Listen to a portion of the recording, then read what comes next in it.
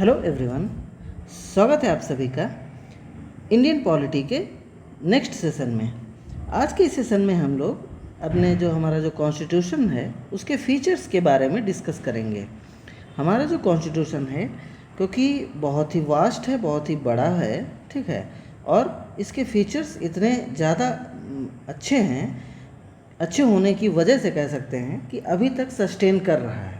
वरना अगर आप अपने इंडिया के चारों तरफ देखें, जैसे कि श्रीलंका के बारे में अगर बात करें तो वहाँ भी बहुत बार तख्ता पलट हो चुका है, गवर्नमेंट चेंज होती रहती है, आर्मी आके जो है सब कुछ बदल देती है, ठीक है। पाकिस्तान को देख लीजिए, वहाँ तो बहुत बार कॉन्स्टिट्यूशन ही चेंज कर दिया, आर्मी अपने हिसाब से नियम कानून जो है वो बदल देती है। इसके अलावा जो है म्यांमार में देख लीजिए, ठीक है, वहाँ भी सेम केस है, वहाँ भी डेमोक्रेसी नहीं है। नेपाल में देख लीजिए, तो ये बहुत सारे केस हैं। उसका वहाँ ये सब चीज़ होने का मतलब क्या है कि वहाँ का जो कॉन्स्टिट्यूशन है वो उतना स्ट्रांग नहीं है जितना होना चाहिए, ठीक है। तो हमारे संविधान में ऐसी क्या क्या विशेषताएं हैं, ठीक है, तो उन्हीं के बारे में डिस्कस किया जाएगा इस सेशन में। तो आइए शुरू करते हैं। तो हमारे संविधान की सबसे पहले सबसे अच्छी बात क्या है कि हमारा संविधान जो है वो सबसे लंबा लिखित संविधान है, और यह दुनिया का सबसे बड़ा जो है वो लिखित संविधान है, ठीक है। क्योंकि जैसे कि अगर बेसिक जाने तो संविधान कैसे हो सकता है, या तो रिटन हो सकता है या फिर जो है वो अनरिटन हो सकता है, ठीक है। रिटन कॉन्स्टिट्यूशन कहाँ का है, जैसे अमेरिका का जो कॉन्स्टिट्यूशन है यूएसए का, वो रिटन है। उसके बाद जो है जो ब्रिटिश कॉन्स्टिट्यूशन है, संविधान जो है वो क्या है, अनरिटन है, ठीक है। तो हमारा कॉन्स्टिट्यूशन सबसे लंबा और लिखित कॉन्स्टिट्यूशन है, सबसे लंबा लिखित कॉन्स्टिट्यूशन है। इसके सबसे लंबे होने के जो है कुछ रीजंस हैं, जैसे कि हमारे देश का जो आकार है, ठीक है, बहुत ही ज़्यादा है, बड़ा है, उसमें बहुत ज़्यादा डाइवर्सिटी है। साउथ में अलग तरीके के लोग रहते हैं, उनका कल्चर अलग है। नॉर्थ ईस्ट में अलग तरीके के लोग रहते हैं। मुंबई में कह सकते हैं, गोवा में जो है वहाँ अलग तरीके के, कश्मीर में देख लीजिए, यूपी में देख लीजिए, ठीक है, बिहार में देख लीजिए, हर जगह पर अलग तरीके के लोग रहते हैं, ठीक है, ठीक है। तो इसीलिए हमारा कॉन्स्टिट्यूशन क्या है, लंबा हो गया। इसके अलावा 1935 में जो एक्ट आया था, हमारे कॉन्स्टिट्यूशन में बहुत सारी बातें, सबसे ज़्यादा बातें जो हैं वो 1935 के एक्ट से ले ली गई थी, ठीक है। और 1935 का एक्ट जो है वो कह सकते हैं कॉपी ही है उसकी, ठीक है। 1935 का जो एक्ट था वो भी बहुत बड़ा था। इसके अलावा सेंट्रल गवर्नमेंट और स्टेट गवर्नमेंट दोनों के लिए क्या है, जो कॉन्स्टिट्यूशन है वो सिंगल कॉन्स्टिट्यूशन है। तो जब कॉन्स्टिट्यूशन सिंगल होगा, हमारे यहाँ पर इतने ज़्यादा राज्य हैं, ठीक है, अलग अलग तरीके की उनकी विविधता है, ठीक है, डाइवर्सिटी है, तो क्या हो जाएगा, कॉन्स्टिट्यूशन तो लेंदी होना ही होना है। तो एक ये फीचर हो गया। इसके अलावा दूसरा जो फीचर है इस हमारे अपने कॉन्स्टिट्यूशन का, वो है कि इसको बहुत सारे स्रोतों से लिया गया है, सोर्सेज इसके बहुत ज़्यादा हैं। इसके बारे में सबसे लास्ट में डिस्कस करेंगे, बहुत इंपॉर्टेंट टॉपिक है, आराम से इसको डिस्कस किया जाएगा कि ये 11 जो है अमेरिका से, ब्रिटेन से, आयरलैंड से, Australia, Germany, Canada, south Africa, रूस, सोवियत यूनियन उस समय जो था, जापान, स्विट्ज़रलैंड और फ्रांस, इन 11 जो है कंट्रीज़ से बहुत सारी बातें, कौन कौन सी बातें ली गई हैं, उन सभी के बारे में भी हम लोग डिस्कस करेंगे। आगे देखते हैं कि हमारा जो कॉन्स्टिट्यूशन है, ठीक है, उसकी एक बहुत अच्छी विशेषता क्या है कि ये रिजिड भी है और फ्लेक्सिबल भी है। सबसे अच्छी विशेषता क्या है कि हमारा जो संविधान जो है वो फ्लेक्सिबल भी है और रिजिड भी है। रिजिड होने का क्या मतलब है, कॉन्स्टिट्यूशन के रिजिड होने का मतलब ये होता है कि उसमें जो चेंजमेंट किए जाएं, यानी अमेंडमेंट जो लाए जाएं, ठीक है, उनको लाना मुश्किल हो, ठीक है। मुश्किल लाने का मतलब क्या है कि जैसे कि अगर जो है 30 सीटें हैं, ठीक है, सपोज है 30 सीटें हैं, तो 30 सीटों में जो है उनका 2/3, ठीक है, कितना, 2/3 30 का कितना हो जाएगा, 20 हो जाएगा, ठीक है। यानी कि अगर किसी नियम को पारित करने में, एक्ट बनाने में, जब तक 20 लोग नहीं हाँ कर देंगे, ठीक है, तब तक वो एक्ट नहीं बनेगा बिल, ठीक है। तो ये उसकी रिजिडिटी को शो करता है, ठीक है। फ्लेक्सिबिलिटी क्या शो करता है कि जो चेंज अगर करने हो, ठीक है, तो इतना ज़्यादा दिक्कत भी ना आए चेंज करने में, ठीक है। मतलब कि अगर 50% भी लोग मान जाएं, ठीक है, तब भी क्या हो जाए, कॉन्स्टिट्यूशन में अमेंडमेंट हो जाए। तो अपने कॉन्स्टिट्यूशन में जो है क्या है विशेषता? यही है कि हमारा कॉन्स्टिट्यूशन जो है वो रिजिड भी है और फ्लेक्सिबल भी है। ठीक है, हमारे कॉन्स्टिट्यूशन का जो नेक्स्ट फीचर जो है कि वो ये है कि हमारा कॉन्स्टिट्यूशन फेडरल सिस्टम और यूनिटरी सिस्टम दोनों हैं हमारे कॉन्स्टिट्यूशन में, यानी कि एकात्मकता भी है और संघीय प्रणाली भी है। आइए इसका मतलब समझते हैं कि बेसिकली इसका मतलब क्या है। फेडरल सिस्टम का मतलब क्या होता है कि जो है वहाँ पर 2 गवर्नमेंट्स हों। कितनी गवर्नमेंट हो? 2 गवर्नमेंट हो, यानी एक सेंट्रल में हो और एक स्टेट में हो। इसके अलावा पावर का फेडरल सिस्टम में डिवीज़न होता है। तो अपने यहाँ देखिए पावर का डिवीज़न भी है, स्टेट गवर्नमेंट के पास अपनी पावर है और सेंट्रल गवर्नमेंट के पास अपनी पावर है। कॉन्स्टिट्यूशन क्या होना चाहिए? रिटन होना चाहिए, तो अपना कॉन्स्टिट्यूशन रिटन है। इसके अलावा कॉन्स्टिट्यूशन की सुपरमेसी होनी चाहिए, मतलब कॉन्स्टिट्यूशन से आगे कुछ नहीं होना चाहिए। कॉन्स्टिट्यूशन हमारा रिजिड होना चाहिए। ठीक है, इसके अलावा जुडिशरी, सबसे मेन चीज़ क्या है? जुडिशरी जो हो वो इंडिपेंडेंट हो, यानी ऐसा ना हो कि उस पर जो है जो गवर्नमेंट बोले वही जुडिशरी करे। ठीक है, ऐसा नहीं होना चाहिए। अगर ऐसा है, ठीक है, तो दिक्कत है, यानी कि वो फेडरल नहीं है। तो हमारा कॉन्स्टिट्यूशन, आप ध्यान दीजिए कि 2 गवर्नमेंट हैं। ठीक है, पावर का डिस्ट्रीब्यूशन है, जुडिशरी भी जो है इंडिपेंडेंट है। ठीक है, रिजिडिटी भी है, रिटन भी कॉन्स्टिट्यूशन। ठीक है, तो यानी कि ये सब फीचर्स हमारे कॉन्स्टिट्यूशन में हैं, इसीलिए हमारा कॉन्स्टिट्यूशन क्या है? फेडरल है, यानी संघीय है। इसके अलावा हमारे कॉन्स्टिट्यूशन के कुछ फीचर्स हैं जो एकात्मकता को शो करते हैं कि हमारा कॉन्स्टिट्यूशन यूनिटरी भी है। ठीक है, जैसे कौन से फीचर्स हैं वो सारे कि सेंटर स्ट्रांग होना चाहिए, तो हमारे कॉन्स्टिट्यूशन ने सेंटर को बहुत स्ट्रांग बनाया है। ठीक है, यानी प्राइम मिनिस्टर की चलती है। उसके बाद जो है सिटीजनशिप क्या होनी चाहिए? सिंगल होनी चाहिए। तो हमारे अपना हम लोगों की सिटीजनशिप क्या है?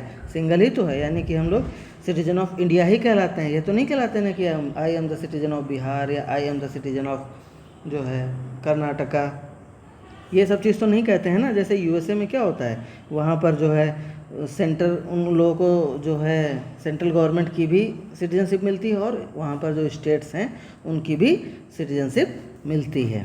ठीक है, इसके अलावा यूनिटरी फीचर जो है अपने यहाँ पर क्या है कि हमारा संविधान कैसा है? फ्लेक्सिबल है, ये यूनिटरी फीचर को शो करता है। ठीक है, उसके बाद जो है यूनिटरी फीचर को शो करता है कि हमारी जुडिशरी इंटीग्रेटेड है और सेंट्रल जो क्या करता है?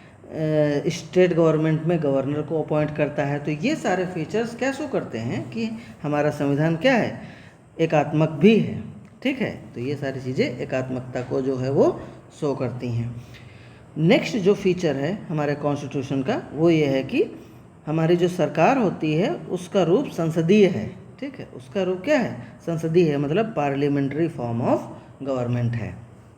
ठीक है, इसका मतलब क्या है कि जब हम लोग कॉन्स्टिट्यूशन बनाया जा रहा था अपना कॉन्स्टिट्यूशन, तो उस समय चॉइस थी। ठीक है, क्या चॉइस थी कि या तो हम लोग प्रेसिडेंशियल सिस्टम ऑफ गवर्नमेंट अपना लें जो कि अमेरिका में है, या फिर हम लोग जो है पार्लियामेंट्री सिस्टम ऑफ गवर्नमेंट बना ले जो कि ब्रिटिश का था। ठीक है, अंग्रेज़ों का था। ठीक है, तो हम लोगों ने चूज़ किया कि हम लोग जो है पार्लियामेंट्री फॉर्म ऑफ गवर्नमेंट बनाएंगे। क्यों? क्योंकि पार्लियामेंट्री फॉर्म ऑफ गवर्नमेंट में लेजिस्लेटिव के बीच में और एग्जीक्यूटिव के बीच में क्या होता है? कोऑपरेशन और कोऑर्डिनेशन बहुत ज़्यादा होता है। और इस जो पार्लियामेंट्री फॉर्म ऑफ गवर्नमेंट जो होती है, सिस्टम जो होता है, उसको वेस्टमिंस्टर सिस्टम बोलते हैं। क्या बोलते हैं? वेस्टमिंस्टर सिस्टम बोलते हैं। इसका फ़ायदा क्या होता है कि पार्लियामेंट्री सिस्टम में जो होते हैं वो 2 हेड होते हैं, एक नॉमिनल हेड होता है और एक रियल हेड होता है। ठीक है, यानी कि उसको रियल एग्जीक्यूटिव भी बोलते हैं। तो आपको मालूम होना चाहिए कि हमारे यहाँ पर रियल हेड क्या है? प्राइम मिनिस्टर है। आप देखते होंगे कि नरेंद्र मोदी जी जो है बहुत सारे देशों की जो है यात्रा पे जाते रहते हैं, सब कुछ वही देखते हैं। और नॉमिनल हेड अपने यहाँ पर कौन है? प्रेसिडेंट है। ठीक है, हर चीज़ इन्हीं को रेफरेंस लेके होती है। संसदीय रूप का यानी पार्लियामेंट्री सिस्टम का एक और मतलब मेन क्या होता है कि इसमें मेजॉरिटी पार्टी का रूल होता है। किसका होता है? मेजॉरिटी पार्टी का।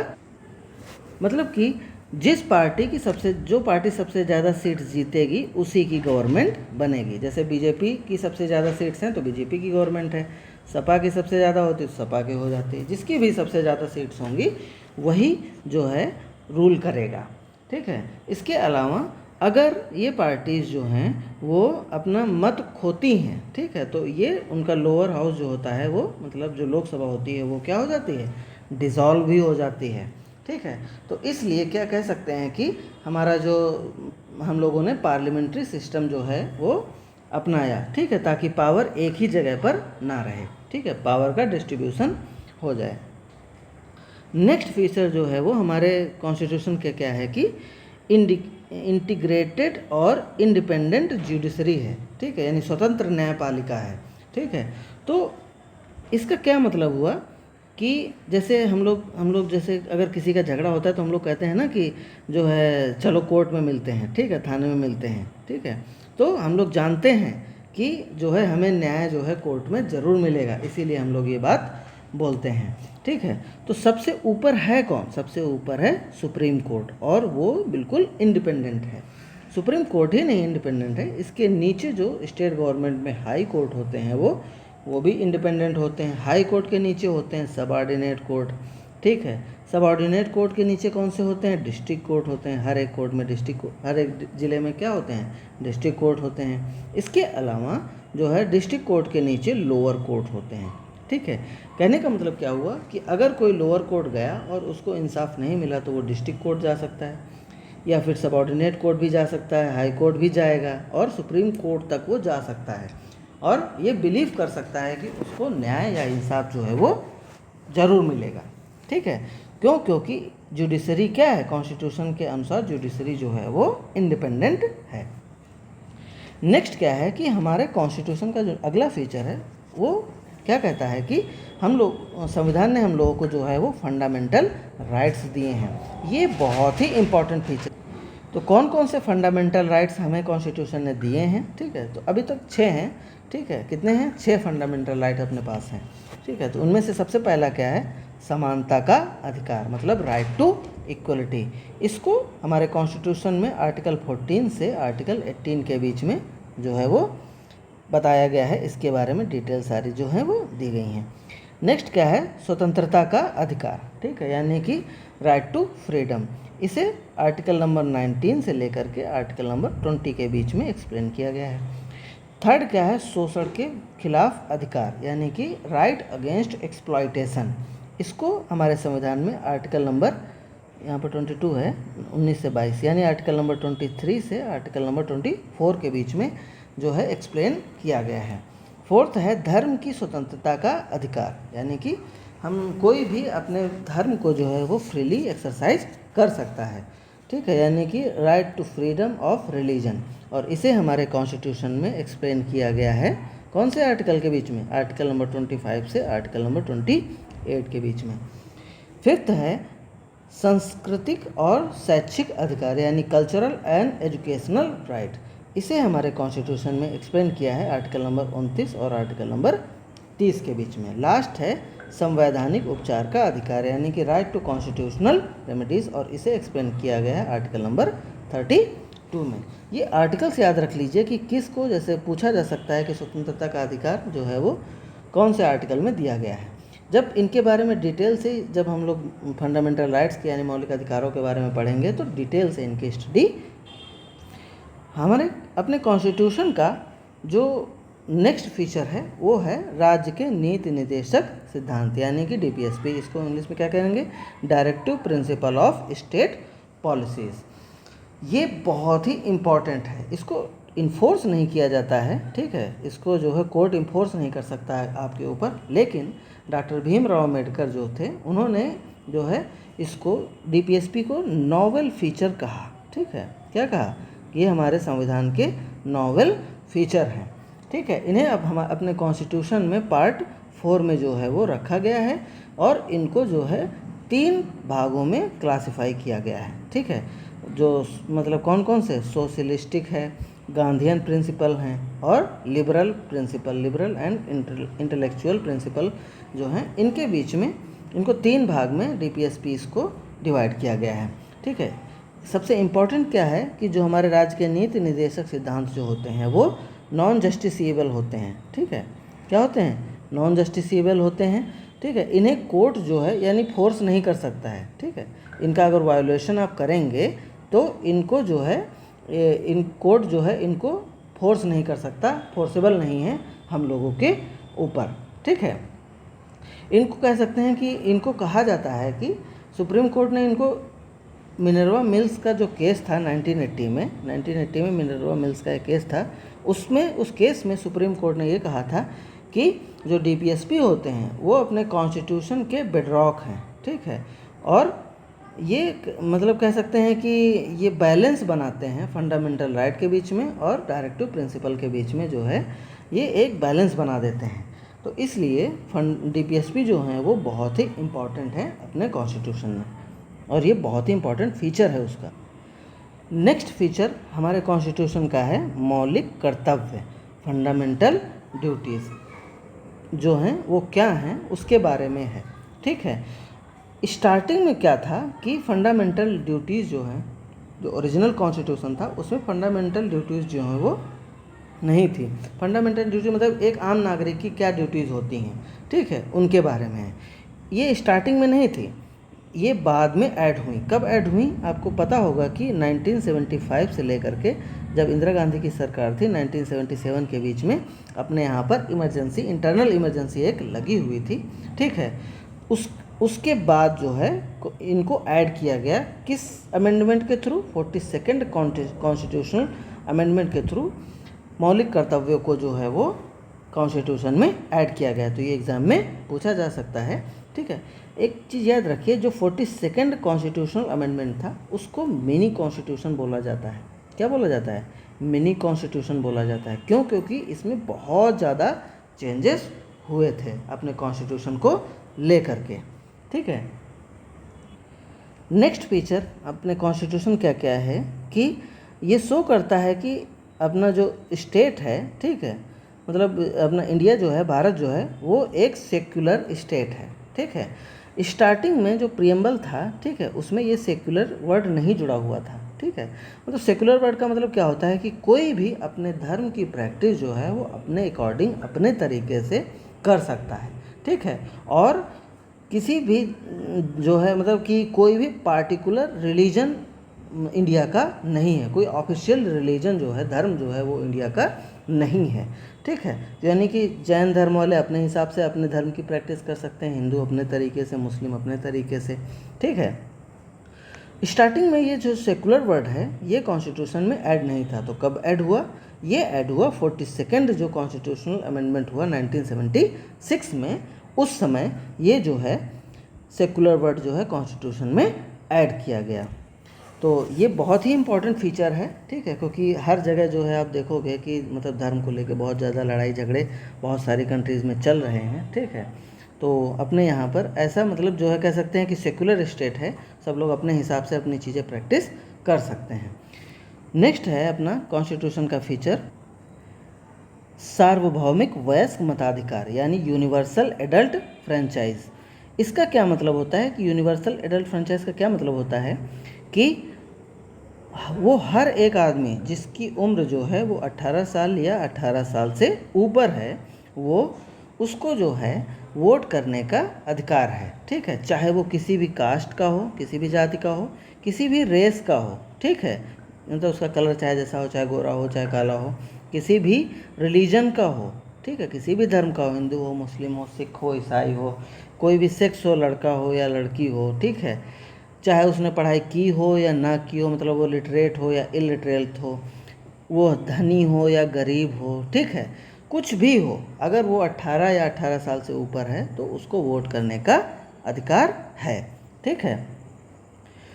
तो स्टार्टिंग में ये 18 साल नहीं था, ठीक है, स्टार्टिंग में ये एज जो थी वो 21 साल थी, ठीक है। फिर 1989 में क्या हुआ, इस 21 साल को घटा करके क्या कर दिया गया, ठीक है, इस 21 साल को घटा के 18 साल कर दिया गया, ठीक है। और कौन से अमेंडमेंट के थ्रू किया गया? 61st कॉन्स्टिट्यूशनल अमेंडमेंट एक्ट के थ्रू जो 1988 में हुआ था, कर दिया गया। तो यहाँ से क्वेश्चन पूछा जा सकता है कि कौन से अमेंडमेंट के थ्रू जो है वो 21 वर्ष से 18 वर्ष की आयु कर दी गई थी वोटिंग के लिए। तो यूनिवर्सल एडल्ट फ्रेंचाइज यानी सार्वभौमिक वयस्क मताधिकार का जो है मतलब ये है। नेक्स्ट क्या है अपने कॉन्स्टिट्यूशन का फीचर कि हमारा जो कॉन्स्टिट्यूशन है उसमें सिंगल सिटीजनशिप का प्रावधान है, ठीक है। जैसे कि अगर यूएसए की बात करेंगे, ठीक है, तो वहाँ पर सेंट्रल के लोगों को अलग से सिटीजनशिप मिलती है और स्टेट में अलग सिटीजनशिप मिलती है। वहाँ के जो स्टेट्स हैं वहाँ पर उन लोगों को अलग से सिटीजनशिप मिलती है। लेकिन अपने यहाँ पर ऐसा तो है नहीं कि हम केरल के हैं तो हमको केरल की सिटीजनशिप है, हम यूपी के हैं तो हमें यूपी की सिटीजनशिप है, राजस्थान की सिटीजनशिप है, ऐसा तो कुछ है नहीं।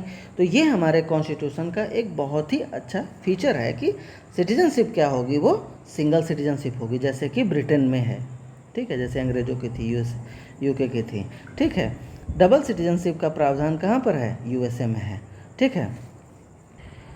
नेक्स्ट फीचर क्या है अपने कॉन्स्टिट्यूशन का कि इंडिपेंडेंट बॉडीज़ यानी स्वतंत्र निकाय, जैसे कि इलेक्शन कमीशन ऑफ इंडिया, ठीक है। इलेक्शन कमीशन जो इलेक्शन कंडक्ट कराते हैं, ठीक है, चीफ इलेक्शन कमिश्नर होते हैं, फिर 2 इलेक्शन कमिश्नर होते हैं, ठीक है। ये पूरी तरीके से इंडिपेंडेंट होते हैं, ठीक है। इनको पूरी पावर होती है कि किस तरीके से इलेक्शन करना है, किस तरीके से नहीं करना है। जैसे कि controller and accountant general of India होता है, ठीक है, ये किसी के भी अकाउंट्स चेक कर सकते हैं, कैसे भी कर सकते हैं ना। इसके अलावा यूपीएससी है इन पर, ठीक है, स्टेट पीएससी हैं, ठीक है, तो स्टेट पब्लिक सर्विस कमीशन होते हैं, ठीक है। तो ये सारी चीज़ें क्या हैं, इंडिपेंडेंट हैं, ठीक है। तो और ये चीज़ शो करती है, इंडिपेंडेंसी शो करती है कि हमारा संविधान बहुत ही ज़्यादा स्ट्रांग है। नेक्स्ट फीचर क्या है कि इमरजेंसी प्रोविज़न अपने कॉन्स्टिट्यूशन में दिए गए हैं, ठीक है। इमरजेंसी प्रोविज़न जो है अपने कॉन्स्टिट्यूशन में 3 दिए गए हैं, यानी 3 तरीके की इमरजेंसी वो जो है वो लग सकती है। एक तो नेशनल इमरजेंसी हो सकती है, ठीक है। नेशनल इमरजेंसी मतलब ये कब लगेगी, जब वार की सिचुएशन आ जाएगी, ठीक है, या फिर कोई एक्सटर्नल एग्रेशन हो जाएगा, यानी चाइना अटैक कर दे या पाकिस्तान अटैक कर दे, ठीक है, या फिर जो है कोई आर्म्ड रिबिलियन हो जाए, हमारे यहाँ की जो फोर्सेस हैं, ठीक है, वो रिबिलियन कर दें, तो एक नेशनल इमरजेंसी लग जाती है, ठीक है। और ये किस आर्टिकल के थ्रू होती है, ये आर्टिकल 352 के थ्रू होती है। इसके अलावा एक बार नेशनल इमरजेंसी लगी है, कब लगी है, 1976 में लगी है, ठीक है। 1975 से 1977 के बीच में इंदिरा गांधी की सरकार में लगी थी, ठीक है। उसके बाद जो है नेक्स्ट इमरजेंसी कैसी लग सकती है, स्टेट इमरजेंसी, यानी कि प्रेसिडेंट रूल। अगर क्या हो जाता है कि अगर जो है किसी स्टेट की कॉन्स्टिट्यूशनल मशीनरी जो होती है, यानी कॉन्स्टिट्यूशन के तरीके से अगर कोई स्टेट नहीं चल रहा होता है तो वहाँ पर प्रेसिडेंट का रूल लग जाता है। ये तो बहुत सारा केस है, और मुझे जहाँ तक याद है शायद यूपी में सबसे ज़्यादा स्टेट इमरजेंसी लगी हैं, ठीक है। और ये इमरजेंसी लगती हैं आर्टिकल 356 के अंडर में। थर्ड जो है वो है फाइनेंशियल इमरजेंसी, ठीक है। फाइनेंशियल इमरजेंसी जो है वो आज तक भारत में नहीं लगी है, याद रखिए, ठीक है। और ये लगेगी, अगर कभी लगेगी, मतलब काश ना लगे, क्योंकि सब कुछ ख़त्म ही हो जाएगा अगर फाइनेंशियल इमरजेंसी लग जाएगी, ठीक है।